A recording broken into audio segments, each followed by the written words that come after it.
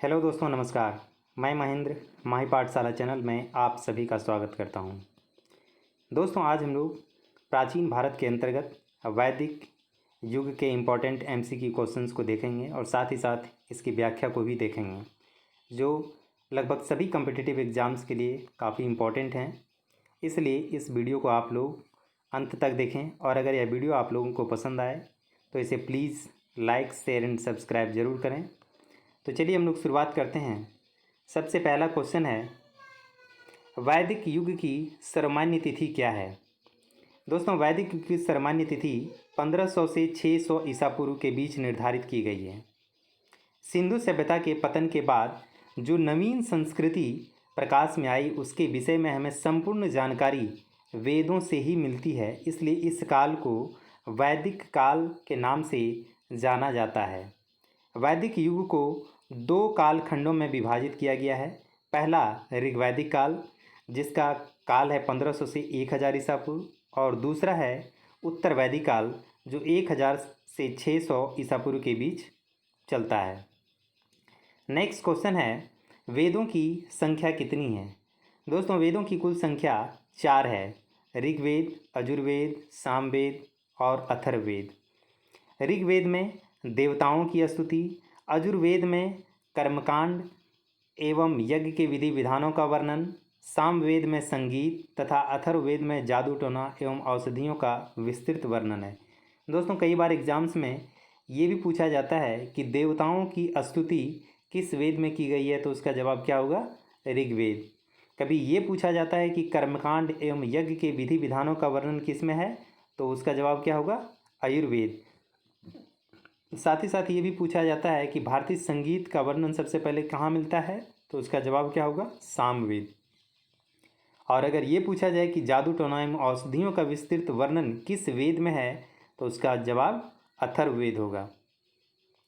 Next question है, सत्यमेव जयते शब्द कहाँ से लिया गया है? दोस्तों, सत्यमेव जयते शब्द जो है वो मुंडको उपनिषद से लिया गया है, जिसका अर्थ होता है सत्य की ही विजय होती है। यह भारत का राष्ट्रीय आदर्श वाक्य भी है, जो भारत के राज्य चिन्ह पर भी अंकित है। भारत का राज्य चिन्ह सम्राट अशोक द्वारा सारनाथ में स्थापित सिंह स्तंभ से लिया गया है। भारत सरकार द्वारा यह चिन्ह 26 जनवरी 1950 को अपनाया गया था। मुंडको उपनिषद जो है वह अथर्ववेद से संबंधित उपनिषद है। दोस्तों, कई एग्जाम्स में ये पूछा जाता है कि भारत का राष्ट्रीय आदर्श वाक्य क्या है, तो उसका जवाब क्या होगा? सत्यमेव जयते। अगर ये पूछा जाए कि भारत का राष्ट्रीय आदर्श वाक्य का जो या राज्य की जो चिन्ह है वह कहाँ से लिया गया है, तो वह सम्राट अशोक के सारनाथ में स्थापित सिंह स्तंभ से लिया गया है। और अगर ये पूछा जाए कि भारत सरकार द्वारा यह चिन्ह कब अपनाया गया था, तो यह 26 जनवरी 1950 को अपनाया गया था। नेक्स्ट सवाल है, प्रसिद्ध गायत्री मंत्र का वर्णन किस वेद में है? दोस्तों, प्रसिद्ध गायत्री मंत्र का वर्णन जो है वह ऋग्वेद के तृतीय मंडल में इसका उल्लेख किया गया है। यह सविता नामक देवता को समर्पित है तथा इसके रचनाकार जो हैं वह विश्वामित्र हैं। दोस्तों, तो कई बार अगर ये पूछा जाए आपसे कि प्रसिद्ध गायत्री मंत्र का उल्लेख ऋग्वेद के किस मंडल में है, तो उसका जवाब क्या होगा? तृतीय मंडल में। या कई बार ये क्वेश्चन पूछा भी गया है कि प्रसिद्ध गायत्री मंत्र किस देवता को समर्पित है, तो वह सविता अर्थात सूर्य नामक देवता को समर्पित है। नेक्स्ट क्वेश्चन है, वेद त्रयी में कौन सा एक वेद शामिल नहीं है? दोस्तों, इस क्वेश्चन का आप लोग चारों ऑप्शन देखें, जैसे ए में ऋग्वेद दिया है, बी में यजुर्वेद, सी सामवेद, डी अथर्ववेद। दोस्तों, वेद त्रयी में 3 वेदों को शामिल किया गया है। त्रयी मतलब 3, जिसमें वेद त्रयी में 3 वेद जो शामिल हैं वो हैं ऋग्वेद, यजुर्वेद, सामवेद। अथर्ववेद को वेद त्रयी में शामिल नहीं किया गया है। इस प्रकार इस क्वेश्चन का जो आंसर है वो क्या होगा? अथर्ववेद। नेक्स्ट क्वेश्चन है, वर्ण व्यवस्था से संबंधित पुरुष सूक्त मूलतः संबंध है? दोस्तों, ऋग्वेद के 10वें मंडल के पुरुष सूक्त में शूद्र शब्द मिलता है, या जहाँ चारों वर्णों की उत्पत्ति एक विराट पुरुष के विभिन्न अंगों से बताई गई है। इस प्रकार वर्ण व्यवस्था की जो शुरुआती उल्लेख है वो हम लोगों को ऋग्वेद में ही देखने को मिलता है, और ऋग्वेद में के अंदर भी अगर पूछा जाए तो वह उसका उल्लेख 10वें मंडल में मिलता है। नेक्स्ट क्वेश्चन है, यज्ञ संबंधी विधि विधानों का पता चलता है। दोस्तों, यज्ञ संबंधी विधि विधानों का पता अजुर्वेद से भी चलता है। इसकी चर्चा हम लोग इसके ऊपर कर चुके हैं। अजु का अर्थ होता है यज्ञ। अजुर्वेद में यज्ञों की विधि विधानों एवं नियमों का संकलन है। इस वेद के मंत्रों का उच्चारण करने वाले पुरोहित को अघोर्य कहा जाता है। इसके दो भाग हैं, शुक्ल अजुर्वेद जो केवल पद में है, एवं कृष्ण अजुर्वेद जो गद्य एवं पद दोनों में है। शुक्ल अजुर्वेद को वाजसनेयी संहिता भी कहा जाता है। यह कर्मकांड प्रधान है। अजुर्वेद 5 शाखाओं में विभक्त है, काठक, कपिस्थल, मैत्रायणी, तैतरीय और वाजसनेयी। दोस्तों, इस क्वेश्चंस में का जो व्याख्या किया गया है उससे कई क्वेश्चंस बन रहे हैं, इसलिए आप लोग इसको गौर से ज़रूर देखें। नेक्स्ट क्वेश्चन है, गोपथ ब्राह्मण संबंधित है। दोस्तों, गोपथ ब्राह्मण जो है वह अथर्ववेद का एकमात्र ब्राह्मण ग्रंथ है। ब्राह्मण ग्रंथों की रचना बेसिकली वेदों की सरल व्याख्या के लिए गद्य रूप में की गई थी। इस प्रकार चारों वेदों के अपने अपने ब्राह्मण ग्रंथ हैं। जैसे ऋग्वेद के जो ब्राह्मण ग्रंथ हैं वह ऐतरेय एवं कौशितकी हैं। अजुर्वेद के ब्राह्मण ग्रंथ शतपथ एवं तैतरीय हैं। सामवेद के ब्राह्मण ग्रंथ षड्वीस, तांड्य और जैमिनीय हैं, तथा अथर्ववेद का ब्राह्मण ग्रंथ गोपथ ब्राह्मण है। इस प्रकार अगर पूछा जाए कि ऐतरेय एवं कौशितकी किस वेद के ब्राह्मण ग्रंथ है तो उसका जवाब क्या होगा? ऋग्वेद।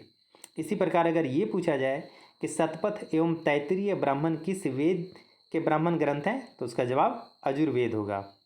इसी तरीके से आप लोग सामवेद और अथर्ववेद का भी ब्राह्मण ग्रंथ देख सकते हैं। नेक्स्ट क्वेश्चन है, निम्नलिखित में से किसका संकलन ऋग्वेद पर आधारित है? दोस्तों, सामवेद का जो संकलन है वो ऋग्वेद पर आधारित है। सामवेद में कुल 1810 छंद हैं, जिनमें से 75 को छोड़कर शेष सभी ऋग्वेद से लिए गए हैं। साम का अर्थ शाब्दिक अर्थ होता है गान। इसमें मुख्यतः यज्ञों के अवसर पर गाए जाने वाले मंत्रों का संग्रह है। इसमें मंत्रों को गाने वाला उद्गाता कहलाता है। सामवेद को भारतीय संगीत का मूल कहा जाता है। इसकी मुख्य 3 शाखाएं हैं, कौमुदी, रामायणी और जैमिनीय। नेक्स्ट क्वेश्चन है, इनमें से कौन सा उपवेद सामवेद से संबंधित है? दोस्तों, सामवेद से संबंधित उपवेद जो है वह गंधर्व वेद है।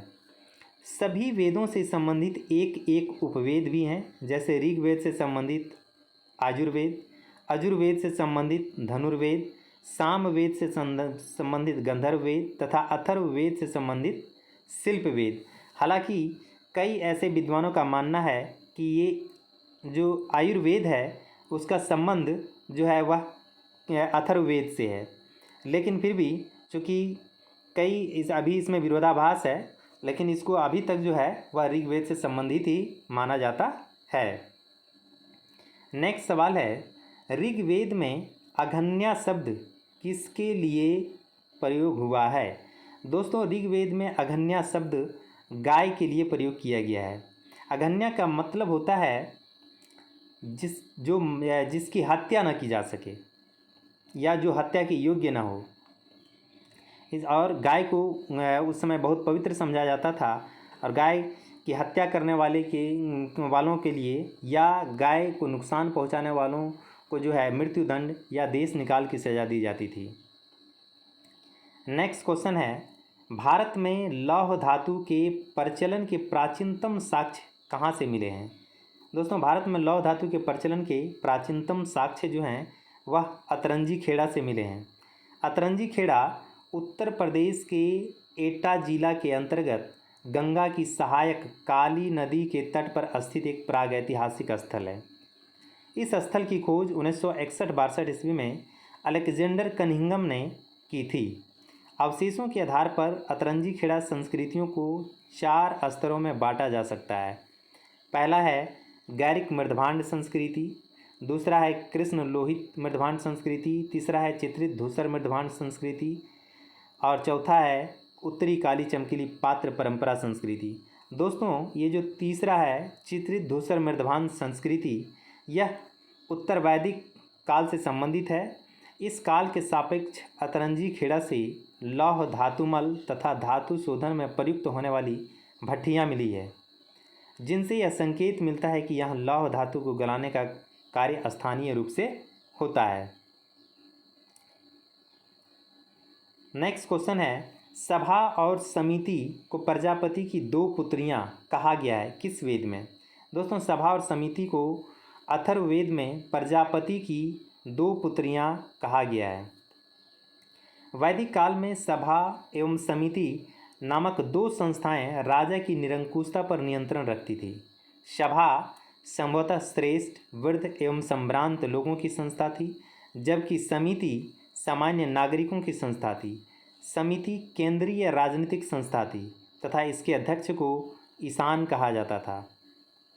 दोस्तों, कई बार यह सवाल पूछा भी गया है कि समिति के अध्यक्ष को क्या कहा जाता था, तो क्या होगा उसका आंसर? ईशान। नेक्स्ट क्वेश्चन है, ऋग्वैदिक आर्यों के पंचजनों में कौन शामिल नहीं था? दोस्तों, इसका चारों ऑप्शन आप लोग देखें, जैसे ए में है किक्कट, बी में है यदु, सी में है तुर्वस और डी में है पुरु। दोस्तों, ऋग्वैदिक आर्यों के पंचजनों में जो है वह किक्कट शामिल नहीं था। हम लोग इसकी व्याख्या देखें कि ऋग्वैदिक आर्यों के पंचजनों में जो शामिल था वो था यदु, द्रुहयु, पुरु, अनु और तुर्वसु। नेक्स्ट क्वेश्चन है, ऋग्वेद में उल्लिखित प्रसिद्ध दशराग्य युद्ध किस नदी के किनारे लड़ा गया था? दोस्तों, ऋग्वेद के 7वें मंडल में वर्णित दशराग्य युद्ध अर्थात 10 राजाओं का युद्ध जो है वह परुशनी नदी अर्थात जिसका आधुनिक नाम है रावी नदी के तट पर लड़ा गया था। इसमें भरत जन के राजा सुदास और 10 अन्य राजाओं के साथ युद्ध हुआ था।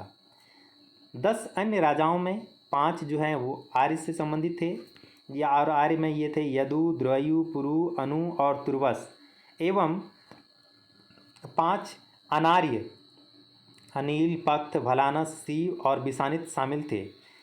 इस प्रकार भरत और 10 अन्य राजाओं के बीच जो युद्ध हुआ था इसमें राजा सुदास की विजय हुई थी। दोस्तों, कई बार ये सवाल पूछा भी गया है पीसीएस लेवल के एग्ज़ाम में कि भरत के विरुद्ध जो 10 राजाओं का जो संगठन था उसमें 5 अनार्य कौन कौन सी जातियां थी? तो उसका जवाब क्या है? अनिल, पक्त, भलानस, शिव और बिसानित। अगर ये पूछा जाए कि उसमें 5 आर्य जातियां कौन कौन सी थी, तो यदु, द्रुहयु, पुरु, अनु और तुर्वस। इन 10 राजाओं का संगठन था जो भरत के विरुद्ध लड़ा था, लेकिन उसके बावजूद भी भरत जन के राजा सुदास की इसमें विजय हुई थी। दोस्तों, नेक्स्ट सवाल है, प्राचीन भारत में निशाका से जाने जाते थे। दोस्तों, प्राचीन भारत में निशाका जो है वह स्वर्ण आभूषण को कहा जाता था। स्वर्ण आभूषण को निष्क अथवा निशाका कहा जाता था। यह गले में पहनने वाला एक प्रकार का हार था, किंतु आगे चलकर यह विनिमय का एक साधन बन गया। बौद्ध जातक में निशाका को एक स्वर्ण सिक्का के रूप में वर्णित किया गया है। नेक्स्ट सवाल है, निम्नलिखित में से किस विदुषी ने कुछ वेद मंत्रों की रचना की थी? आपके ऑप्शंस हैं ए लोपामुद्रा, बी गार्गी, सी लीलावती, डी सावित्री। दोस्तों, जो है वैदिक मंत्रों की रचना इसमें से लोपामुद्रा ने की थी। वैदिक साहित्य में कई ऐसे विदुषी स्त्रियों का उल्लेख मिलता है जिन्होंने वेद मंत्रों की रचना की थी, जैसे आपाला, घोषा, विश्ववारा, लोपामुद्रा, सिक्ता आदि। लोपामुद्रा अगस्त ऋषि की पत्नी थी। नेक्स्ट क्वेश्चन है, आरंभिक वैदिक साहित्य में सर्वाधिक वर्णित नदी है? ए सिंधु, बी सरस्वती, सी शतुद्री, डी बिपाशा। दोस्तों, आरंभिक वैदिक साहित्य में सर्वाधिक वर्णित नदी सिंधु है। सिंधु नदी का ऋग्वैदिक काल में सर्वाधिक महत्व था। इसी कारण इसका उल्लेख ऋग्वेद में सर्वाधिक बार हुआ है। सिंधु के आर्थिक महत्व के कारण इसे हिरण्यनी कहा गया है, जबकि सरस्वती नदी ऋग्वैदिक आर्यों की सर्वाधिक पवित्र नदी थी। इसे नदीतमा कहा गया है।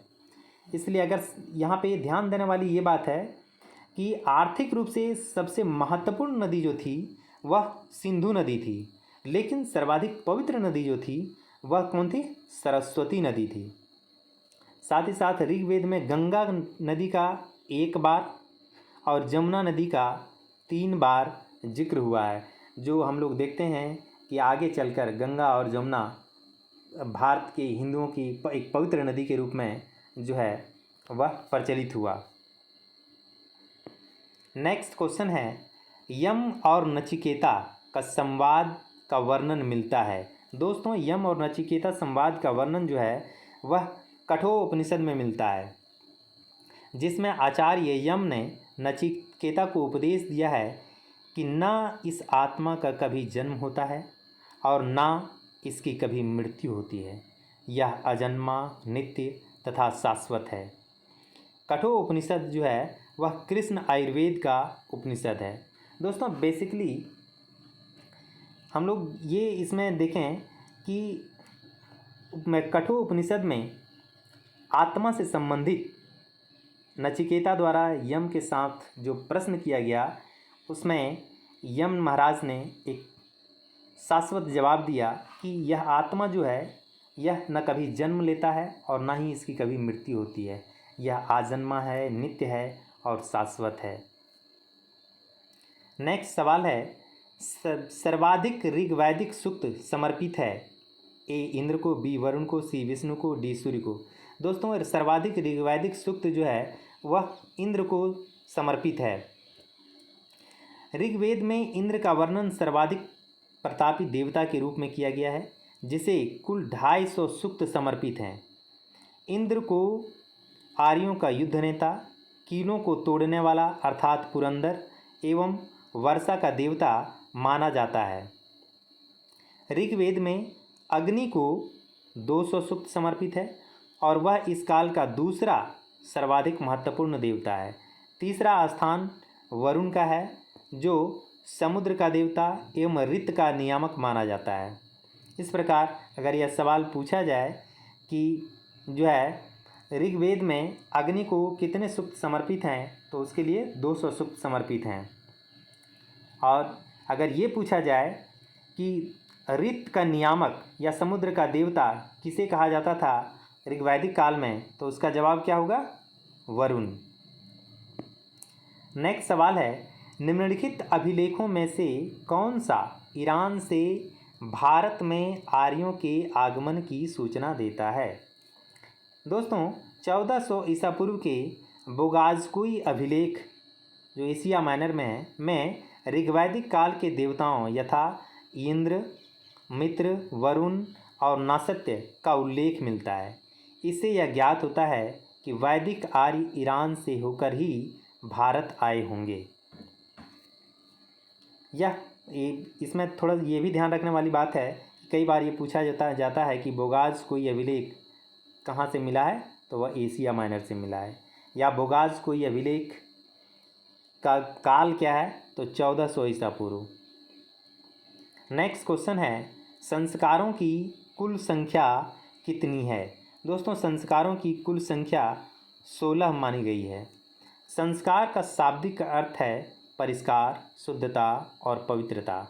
गर्भाधान से लेकर मृत्यु तक कुल 16 संस्कार जो हैं वह इस प्रकार हैं, जैसे गर्भाधान संस्कार, पुष्पवंश संस्कार, सीमांतोन्नयन संस्कार, जातकर्म संस्कार, नामकरण संस्कार, निष्क्रमण संस्कार, अन्नप्राशन संस्कार, चूड़ाकरण संस्कार, कर्णभेद संस्कार, विद्यारंभ संस्कार, उपनयन संस्कार, वेदारंभ संस्कार, केशांत संस्कार, समावर्तन संस्कार, विवाह संस्कार और अंत्येष्टि संस्कार।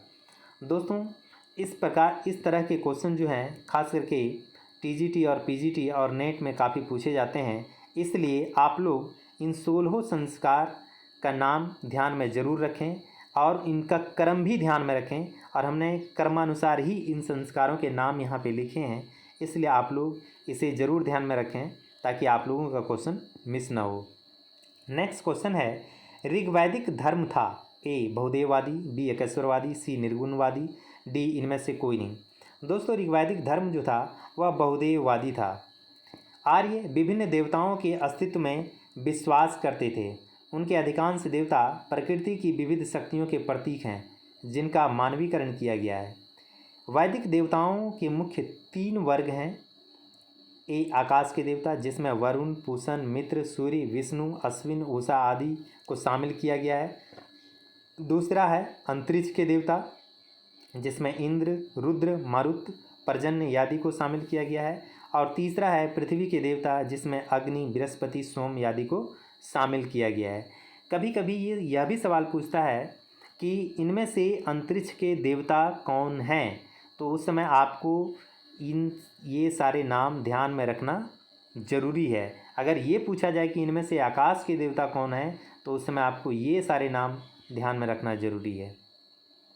इसलिए आप लोग इसकी व्याख्या पे ज़रूर गौर करें। नेक्स्ट सवाल है, जैन अवस्था का संबंध है ए भारत से, बी ईरान से, सी मिस्र से और डी चीन से। दोस्तों जैन अवस्था का संबंध ईरान से है। जैन अवस्था पारसी धर्म से संबंधित ग्रंथ है।